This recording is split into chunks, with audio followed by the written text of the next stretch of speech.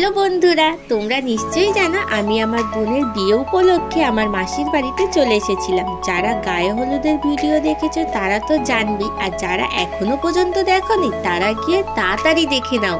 সকাল সকাল তো গায়ে হলুদের রিচুয়াল কমপ্লিট হয়ে গেল। এরপরে আমি আজকে তোমাদের কাছে বোনের নানি মুখের রিচুয়াল নিয়ে চলে এসেছি। দুপুর দুপুর শুরু হয়ে গেল বোনের নানি মুখের রিচুয়াল। আজকে বোনের নানি মুখের রিচুয়ালের সাথে সাথে আশীর্বাদের রিচুয়ালের ব্লগও একসাথে রয়েছে কিন্তু। তাহলে বন্ধুরা শেষ পর্যন্ত ভিডিওটা তো দেখতেই হবে। সবার বাড়ির নানি মুখের রিচুয়াল তো আলাদা আলাদা রকম হয়। এদের বাড়ির নানি মুখের রিচুয়াল কেমন, চলো আমরা ভিডিওটা দেখে নিই।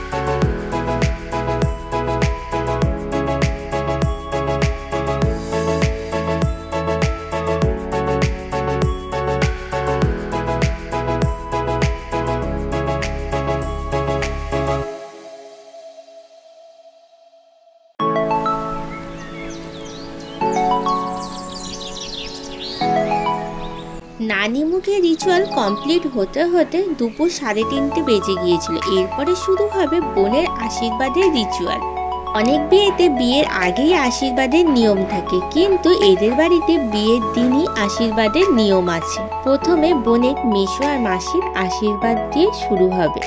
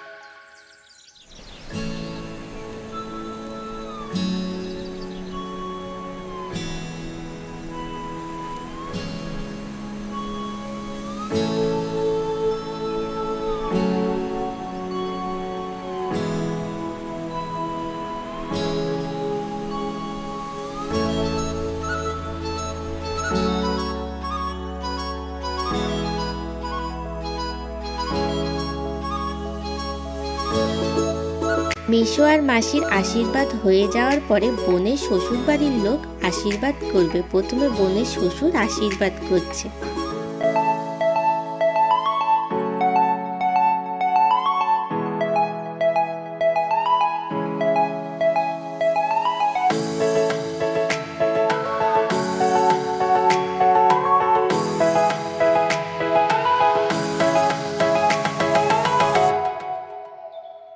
বোনের শ্বশুরের আশীর্বাদ হয়ে যাওয়ার পরে বোনের শ্বশুর বাড়ির আরও যেসব সদস্য যেমন কাকা, জ্যাঠা আরও সবাই এক এক করে এসে আশীর্বাদ করছে।